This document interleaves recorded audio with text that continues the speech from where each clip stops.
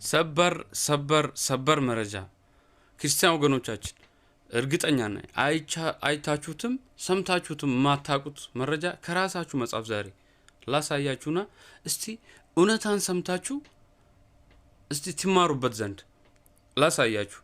አንድ ብሉይ ኪዳን እንደ ትንቢት ከነ ፍጻሜው ማለት ነው።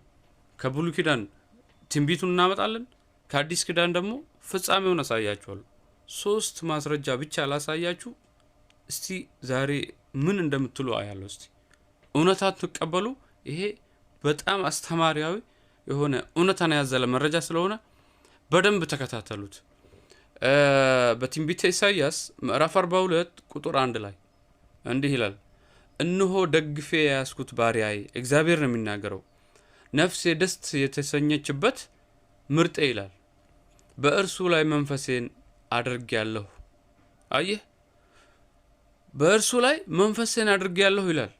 ምን ማለት ነው? መንፈሴን አድርጌያለሁ፣ እሱንም አቀርብላችኋለሁ፣ እርሱም ለአሕዛብ ፍርድን ያመጣል ይላል። ለአሕዛብ ፍርድን ያመጣል።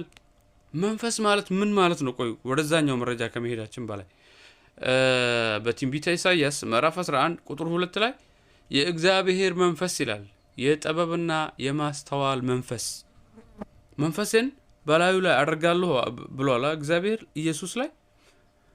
ያ መንፈስ ኢየሱስ ላይ ያደረገው መንፈስ ምን ማለት ነው? የእግዚአብሔር መንፈስ ነው። እሺ፣ የጥበብና የማስተዋል መንፈስ፣ የምክብርና የኃይል መንፈስ፣ የእውቀትና የእግዚአብሔርን መፍራት መንፈስ ያርፍበታል ይላል ኢየሱስ ላይ። ገራሚ። ስለዚህ ይህ ትንቢት ነው፣ በኢሳይያስ በነቢዩ ኢሳይያስ አፍ የተነገረ ትንቢት።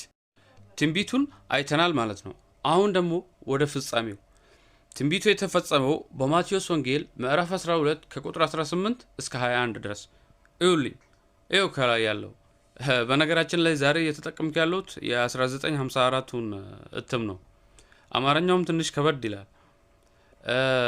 እንደምታዩት ከላይ ኢሳይያስ 42 1 ይላል። ሪፍረንስ ነው። እሺ፣ ማች መሆናቸውን ያረጋግጣል። እነሆ የመረጥኩት ብላቴናዬ ይላል። ብሉይ ኪዳን ላይ ባሪያዬ ብሎ ነበር አይደለ? መጽሐፍ ቅዱስ ተበርዟል ስንል በምክንያት ነው። እዚህ እነሆ የመረጥኩት ብላቴናዬ ብሎ ቀይረውታል። ያሳዝናል። የእግዚአብሔር ቃል ነው ተብሎ እንዲህ ሲጫወቱበት ያሳዝናል። ወላሂ ነፍሴ ደስ የተሰኘበት ወዳጄ፣ መንፈሴን በእርሱ ላይ አኖራለሁ ይላል። ፍርድን ለአሕዛብ ያወራል፣ አይከራከርም፣ አይጮህምም፣ ድምፁን በአደባባይ የሚሰማ የለም። ፍርድን ድል ለመንሳት እስኪያወጣ የተቀጠቀጠን ሸምበቆ አይሰብርም፣ የሚጤስን የጧፍ ክርም አያጠፋም። አሕዛብም በስሙ ተስፋ ያደርጋሉ። በጣም ይቅርታ አድርጉልኝ።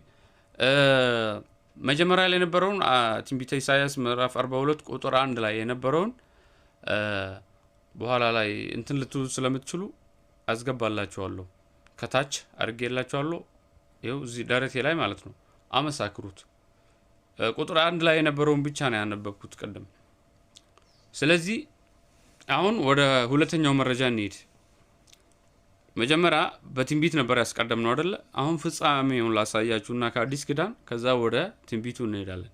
በማቴዎስ ወንጌል ምዕራፍ 27 ከቁጥር 39 እስከ 43 መንገድ አላፊዎች በኃይል እየተሳደቡና ራሳቸውን እየነቀነቁ የካህናት አለቆችም ከኦሪት ሕግ መምህራንና ከሽማግሌዎች ጋር ሆነው እያሾፉበትም እንዲህ ይሉ ነበረ።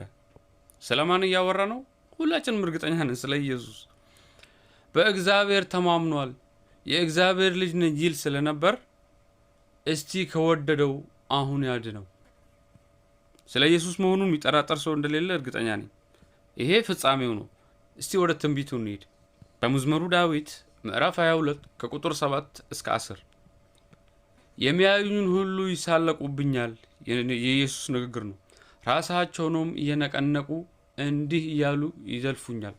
ኢየሱስ ንግግር በዳዊት አንደበት በትንቢት መልክ በእግዚአብሔር ተማምኗል፣ እንግዲህ እርሱ ያድነው፣ ደስ የተሰኘበትን እስቲ ይታደገው ይላል። አየህ፣ ስማ እንግዲህ ኢየሱስ ሊናገር ነው እንደገና።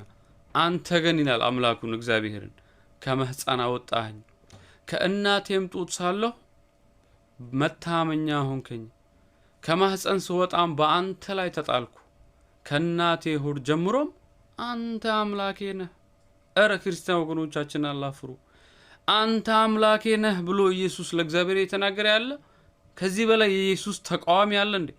ኖ ኖ ኖ ኖ ኖ አምላክህ አይደለም አንተ ራስህ አምላክ ነህ ብሎ ማመን ወላሂ ከባድ ነው። አስተውሉ ክርስቲያን ወገኖቻችን። ወደ ሶስተኛው መረጃ እንለፍ። በትንቢተ ኢሳይያስ ምዕራፍ 49 ከቁጥር 5 እስከ 6 ትንቢት ነው። ይሄም በእግዚአብሔር ዓይን ፊት ከብሬአለሁ ይላል ኢየሱስ። አምላኬ ጉልበት ሆኖኛል፣ ባሪያው እሆን ዘንድ ከማህፀን የሰራኝ መስክሯል። አሁንም አይተናል። ያዕቆብን ወደ እርሱ እንድመልስ እስራኤልን ወደ እርሱ እንድሰበስብ ያደረገኝ እግዚአብሔር አሁንም እንዲህ ይላል የእግዚአብሔር እርሱም ባሪያዬ መሆንህ። አየህ እግዚአብሔር ነው የተናገረ ያለው። እርሱም ባሪያዬ መሆንህ ያዕቆብን ነገዶች እንደገና መመለስህ። እግዚአብሔር ምን እያለ ነው?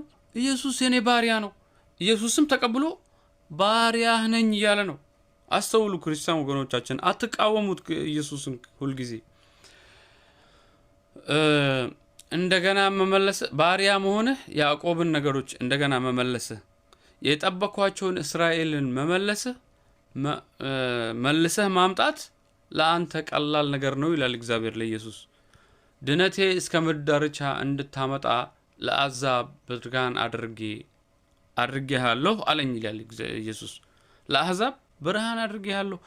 ክርስቲያን ወገኖቻችን እዚህ ላይ በጣም ማስተዋል አለባችሁ። ይህንና እነዚህንና መሰል መረጃዎች አሉ። እንዳንሰለቻችሁ ብለን እያሳጠርነው ነው እንጂ ማስተዋልን ይጠይቃል። ኢየሱስን ሁሌ አትቃወሙት፣ እግዚአብሔርን አትቃወሙት፣ መጽሐፋችሁን አትቃወሙት። እውነቱን እወቁና እስቲ ተረዱና እስቲ ተጠቀሙ። ጊዜው ሳይረፍድባችሁ ተጠቀሙ እንላለን።